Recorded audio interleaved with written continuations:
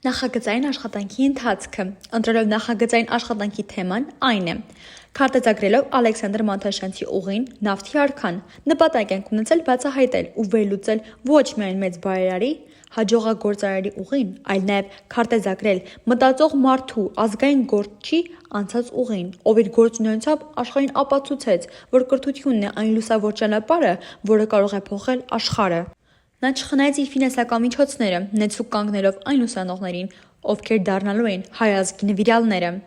գիտնականներ, բանաստեղծներ, կոմպոզիտորներ։ Նախագծային աշխատանքը իրականացնելու նպատակով նախ կատարել ենք աշխատանքի բաժանում, սովորող հետազոտողներ, սովորող մոնտաժողներ, սովորող վերջնարդյունքները ստեղծողներ։ Ունեցել ենք 8 հանդիպում, որոնց ընթացքում նախ քննարկել, վերլուծել ենք մեր հետազոտական նյութերը, նկարները, տեսագրությունները, որից հետո նախ մասնակցել ենք աշխարհացույց կրթական հարթակի կողմից իրականացվող առցանց հանդիպումներին, որի շնորհիվ սկսել ենք ստեղծել հարթակում փիներ, դինամիկ սքրինշոթներ, ներբեռնել նկարներ, տեղադրել համապատասխան տեքստեր։ Մեր ուսուցիչ ընկեր Մելիքյանի հետ այցելել ենք Երևան, որտեղ գտնվում է Ալեքսանդր Մանթաշյանցի հուշարձանը։ Այնտեղ նկարահանում ենք կատարել։ Այցելել ենք նաև ազգային պատկերասրահ, որտեղ գտնվում է այն կտավը, որը պատկանել է Ալեքսանդր Մանթաշյանցին, Հովհաննես Այվազովսկու Բայրոյի այցը Մխիթարյան միաբանություն։ Ուսուցչի ղեկավարությամբ իրականացրել ենք ցուցադրության ստեղծում կրթահարթակում։ Մեզ համար կարևոր ու ուսանելի աշխատանք էր, որի արդյունքում մենք հասկացանք, որ հետազոտությունը, որը իրականացրել ենք Մանթաշյանցի մասին, քարտեզագրելով նրա անցած ուղին, մեզ համար կարևոր արժեքներ ենք որդեգրել, որոնք ապագայում մեզ կառաջնորդեն։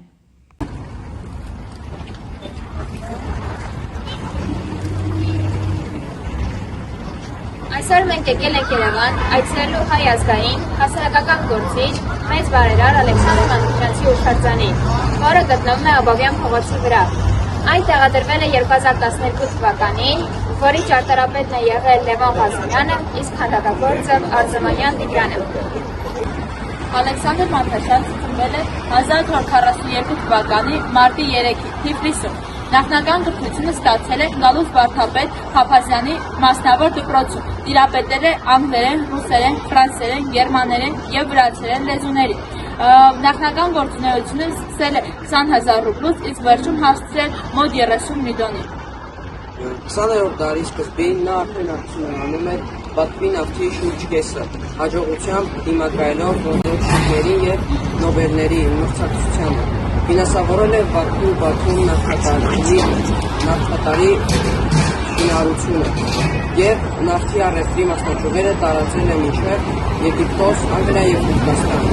Ալեքսանդր Մանթաշյանցը Փարիզի կենտրոնում կառուցել է Սուրբ Հովհաննես Մկրտիչ եկեղեցին, Հայաստանում վերակառուցել է Էջմիածնի Մայր տաճարը, Վեհարանի շենքը և Ներսիսյան ճեմարանը։ Ներսիսյան դպրոցի կատարած բարեգործությունների թիվը գումարը կազմել է 5,563,454 ռուբլի, որը իր եկամուտի 10%-ն է։ Ալեքսանդր Մանթաշյանցը եղել է Բաքվի Մանթաշյան և ընկերներ նավթարդյունաբերական և առևտրական ֆիրմայի ու Թիֆլիսի առևտրական բանկի սեփականատերը, ռուսական կայսրության իսկական պետական խորհրդական, Բաքվի պատվավոր քաղաքացի, պարգևատրվել է ռուսական Սուրբ Հաննայի 2-րդ աստիճանի և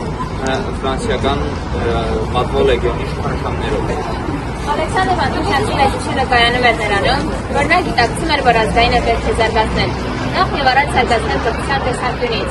Մանթաշյանցի շնորհիվ 1000-ից ավելի տաղանդավոր հայ երիտասարդներ կարողացան փոխություն ստանալ աշխարհի լավագույն կրթօջախներում։ Ալեքսանդր Մանթաշյանցը աջակցել է մեծանուն Կոմիտասին, Տիգրան Նալբանդյանին,